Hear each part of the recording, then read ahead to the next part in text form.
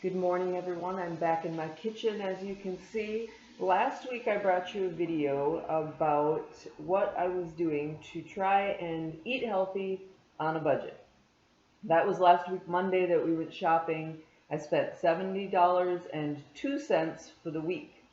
Now, we actually did really well. We made a lot of different things. Of course, some of that we used foods that we still had in the house. And through this process, it's taught me a few things. And we're going to keep doing this and see what else we can learn, of course. But I wanted to update you today on some of the things we made and some of the things that I learned. So with the food, if you go back and watch last week's video, you'll see exactly what we bought. But I made things like minestrone soup with lots of beans, lots of veggies. I made things like stir fry with just over some rice.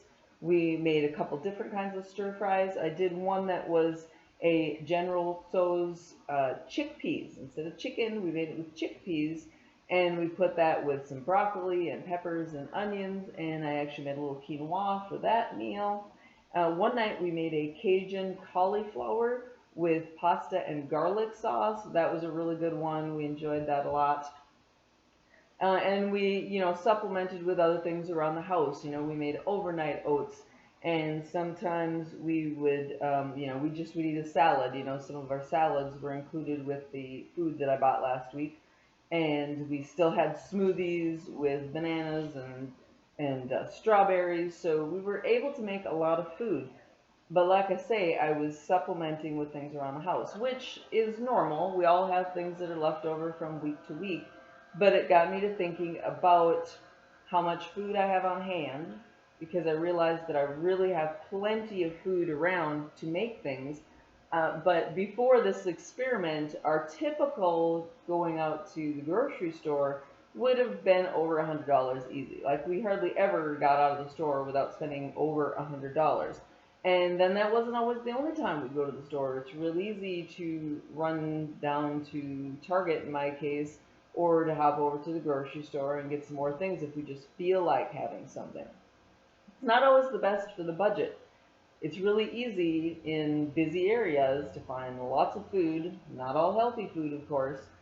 So, we realized that we needed to stop those little extra trips, because if I don't use up what's in my house, things go bad in the refrigerator, they can get freezer burned in my freezer, and they can get stale in my pantry. So if it's not being eaten, it's getting thrown in the garbage. That's wasting money. So one big way to stop wasting money is to make sure you're rotating through the things in your freezer. Make sure stuff's getting used up before it gets, before it gets freezer burned, because it doesn't taste so good after a while, and things can go bad in your freezer. So just be aware of that. It does take, a long time, but still, things can go bad in the freezer. Or like in my case, I've got kind of a small fridge here, and so things can get lost in the back of the fridge. But if I make sure I'm buying things, go through them, make all the recipes I need to make, then I'm not going to be wasting stuff. So make sure, like I said, make sure you're rotating through things. Make sure you're going through your pantries too. I tend to stock up on stuff, and then I have all kinds of things in my pantry, and some of them are getting eaten all the time, and other things aren't being gone through so fast. And sometimes you've got stuff in there, people don't find the old stuff, they're opening new bags. So another thing, just rotating through, pulling things out of your pantries, making sure you've eaten, all the old stuff first, and then just don't stock up on too much. Stocking up can be a really good way to save money, but it can also lead you to the waste I was just talking about. So that being said, let's talk about stocking up on items. Items that you want to stock up on would be things that you definitely know you're going to go through quick enough so that those other things aren't happening. They're not going stale, they're not getting bad in the fridge, they're not getting bad in your freezer. Now, when things are on special, we want to watch our ads. So a combination of watching your ads and stocking up on the things that you use the most can save you a lot of money. Now, this week at our grocery store, these lovely oranges, they're Cara oranges, they're super sweet. The flesh is a little bit darker than a normal orange, and I really, really enjoy these ones. But you can take and you can peel these and then you can section them out. When you've got a whole bunch, you can section them out. And what I do is I'll put them on a cookie sheet with parchment paper and lay everything out. And now you can do this. Maybe you'd rather slice up your bananas. So you can slice up some bananas, lay them all out on the cookie sheet first, and throw them in your freezer until they're frozen solid. If you throw them all into a bag all at once before they're frozen, you're going to end up with a mass. So this is how we prevent that problem.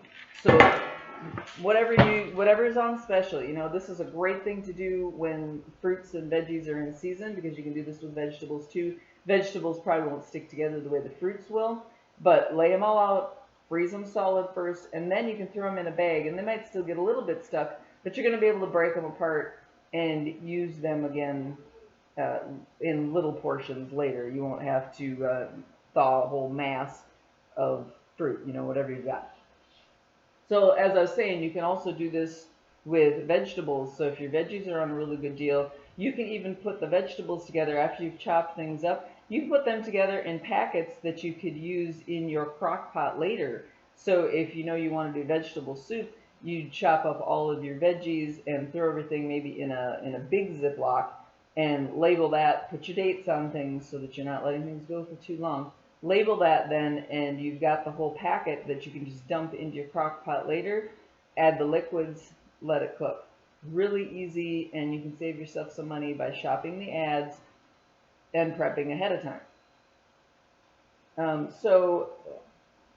I think those were some of the main things that we learned this week.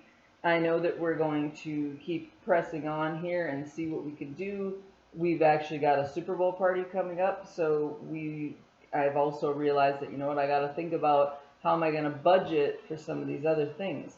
In the past, my food budget was one thing that I was just like, I'm just going to spend whatever. It didn't matter if I wanted something, we were going to go to the grocery store and we were just going to buy it, right?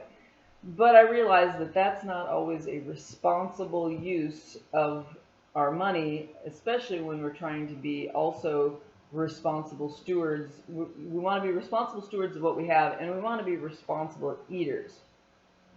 So we want to plan ahead and be a little bit more deliberate about what we're buying. Our Super Bowl party is going to be 100% healthy, so it'll be kind of fun to see what we end up with at the time of the Super Bowl. I'll take some pictures and we can talk about that later.